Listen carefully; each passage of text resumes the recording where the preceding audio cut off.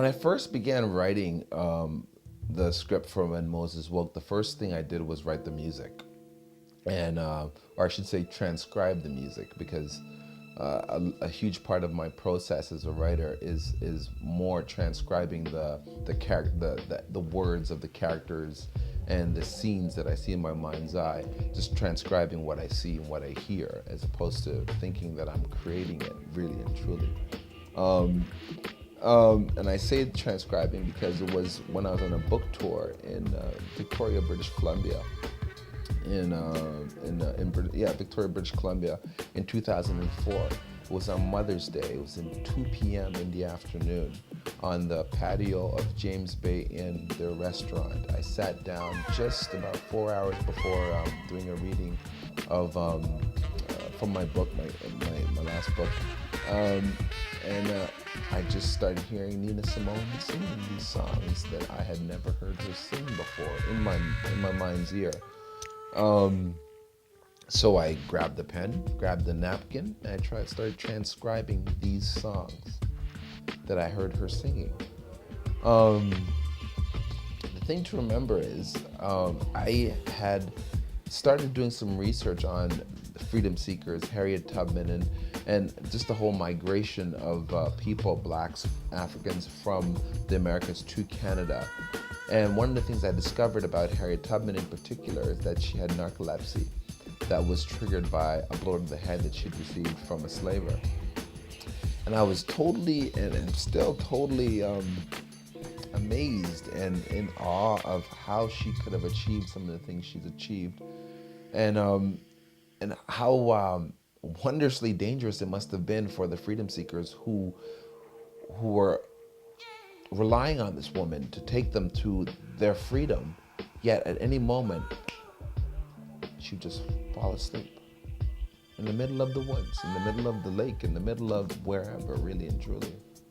And I thought, those are the moments that I really want to focus on. Those are the stories that I think that we as artists have to really try to expose and filter through our spirit, and mainly because as a black artist, a great many of our history as a people isn't told. It isn't in books. It isn't on recorded history in any which shape or form. I mean, a great many of it is, but by comparison to what I think is not, it's amazing how deep that gap is.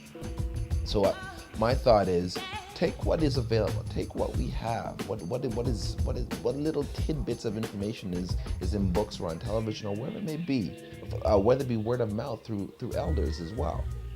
Take those little bits of information and dream about it.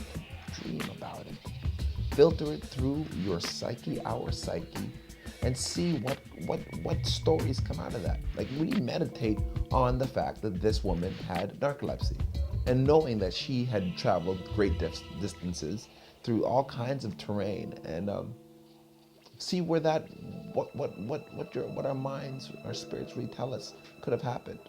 Possibilities, Just about everyone who read the script and said this is a very ambitious project. That was the common theme with everyone, right? They're saying this is a very ambitious project, and I, to be quite honest, I didn't realize how ambitious it was. I really didn't. I had absolutely no clue. In fact, I knew it was something that had to be done. A story that had to be told, and also a history that needed a treatment, a visual and sound treatment that really reflects the present. That is the most important thing to me with my work. It has to reflect the present. If you're talking about historical contexts, you have to somehow see how it fits in today, how it lives today in some way, shape, or form. A great many people said that the most ambitious part of the project was its graphic effects, was its all the digital and special effects that was in the film. Special effects that I knew was not simple, but I also knew how to shoot because I had done my research in various camera techniques and various special effect techniques, most of which I employed in my development film, Moving Up the Railroad. that was a film not only to develop the story that I was exploring in When Moses Woke, but also a film that helped me experiment. In my work, there is a theme of migration, a theme that looks at movement, not just in terms of spatial travel, in terms of like one geography to another geography, but also from one mental understanding to another mental understanding, and also from a spiritual journey as well. Um, from one space of non-awakening to a place of spiritual awakening. Um, in When Moses Woke, all three of these headings or categories, whether it be physical, mental, or spiritual, all three of them are encapsulated in this one story in itself. Now, migration is something that has been in the back of my mind for quite some time. I think it first started back in '97 when a friend of mine quoted a famous black historian that I don't remember the name of right now, which I should. I think it was Gilroy, though. She quoted him as saying one time that